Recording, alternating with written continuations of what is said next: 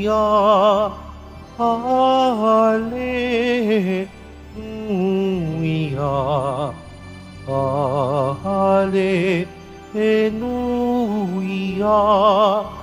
Hallelujah.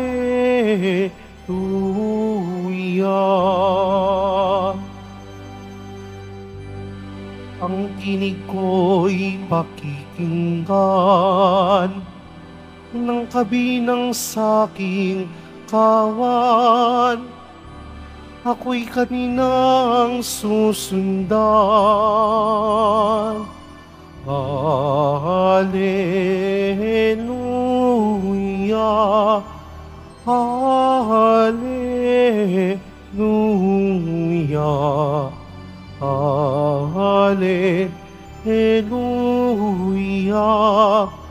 Hallelujah.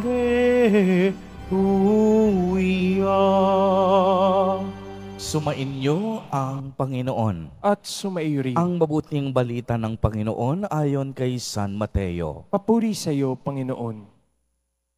Noong panahong iyon, lumapit kay Jesus ang mga alagad ni Juan Bautista at ang wika, "Malimit kaming mag-ayuno." Gayon din ang mga Pariseo. "Bakit po hindi nag-aayuno ang inyong mga alagad?" Sumagot siya, "Maaari bang magdalamhati ang mga panauhin sa kasalan habang kasama nila ang lalaking ikinasal? Kapag wala na siya, saka pa lamang sila mag-aayuno. Walang nagtatagpi ng bagong kayo sa isang lumang kasuotan, sapagkat mababatak nito ang tinagpian at lalong lalaki ang punit. Wala ring nagsisilid ng bagong alak sa lumang sisidlang balat. Kapag gayon ang ginawa, puputok ang balat, matatapon ang alak, at mawawasak ang sisidlan. Sa halip ay isinisilid ang bagong alak sa bagong sisidlang balat, at sa gayoy, kapwa nagtatagal. Ang mabuting balita ng Panginoon. Pinupuri ka namin, Panginoong Hesukristo. Magsiupo muna ang lahat. Magandang umaga po sa inyong lahat, mga kapatid kay Kristo. Sa lahat po ng ating mga taga-subaybay sa iba't ibang online platforms at sa lahat ng ating mga kadiboto sa iba't ibang panig ng Pilipinas at maging sa buong mundo kung saan tayo ay naaabot ngayon ng ating live streaming. Mapayapang umaga din po sa inyong lahat.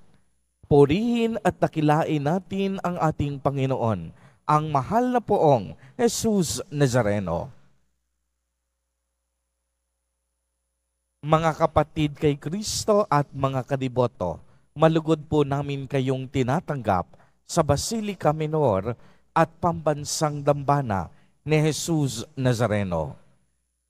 Narinig po natin sa ating ebanghelyo ang pagkabahala ng mga alagad ni San Juan Bautista tungkol sa mga bagay na lilipas at sa mga bagay na mananatili at mabubuhay kailanman. Tinanong nila si Jesus, bakit silang mga alagad ni Juan Bautista at ang mga Pariseo ay malimit mag-ayuno, ngunit ang mga alagad ni Jesus ay hindi nag-aayuno? Tinagon naman sila ni Jesus sa pamamagitan ng isang talinhaga tungkol sa piging ng isang kasalan na kung saan ang panauhin ay hindi nag-aayuno habang kapiling nila ang lalaking ikinasal.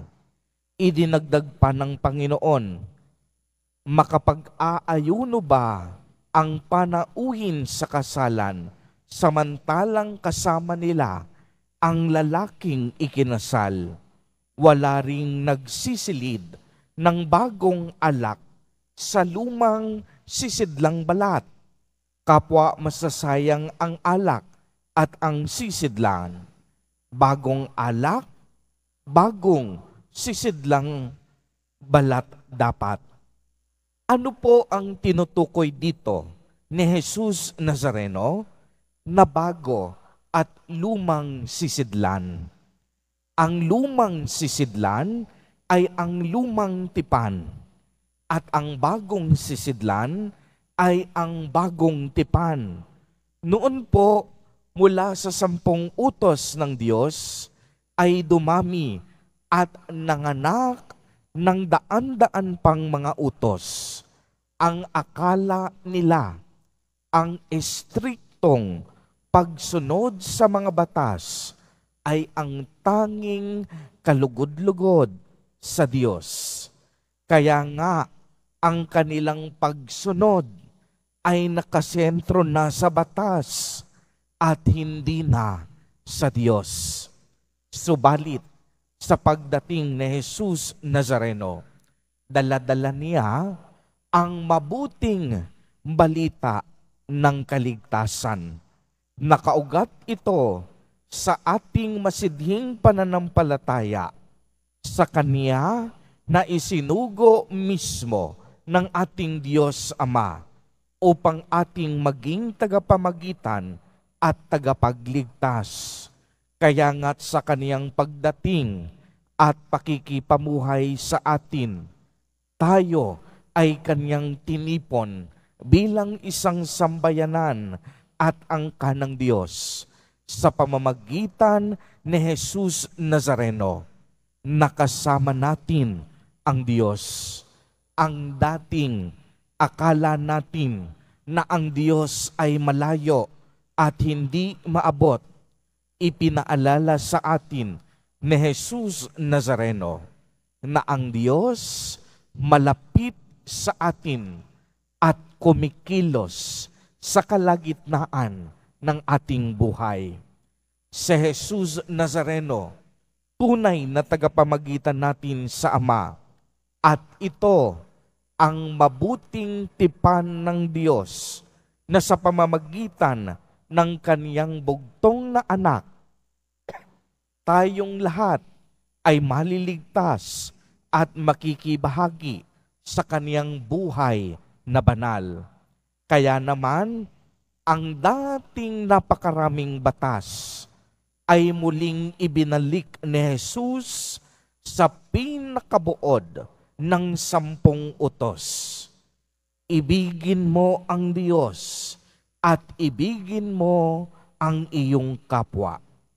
Dito, ang pagsunod ay hindi na sa mga titik o letra ng mga batas, subalit ang malayang pagsunod ay dahil sa ating pagmamahal sa Diyos.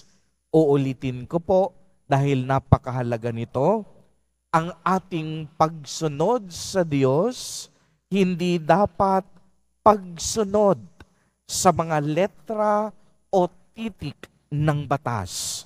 Ang ating malayang pagsunod ay nakaugat sa pagmamahal natin sa Diyos. Mga kapatid kay Kristo at mga kadiboto, si Jesus Nazareno po ay ang mukha at tanda ng bagong pagsibol. Siya at tanging siya lamang ang makapagbabago ng ating lumang buhay. Ang luma nating pagkatao, kayang-kaya niyang palitan ng panibagong simula at iba yung pag-asa. Magtiwala lamang tayo ng lubusan sa Kaniyang awa at pagmamahal. Amen. Purihin at dakilain natin ang ating Panginoon, ang mahal na poong Jesus Nazareno.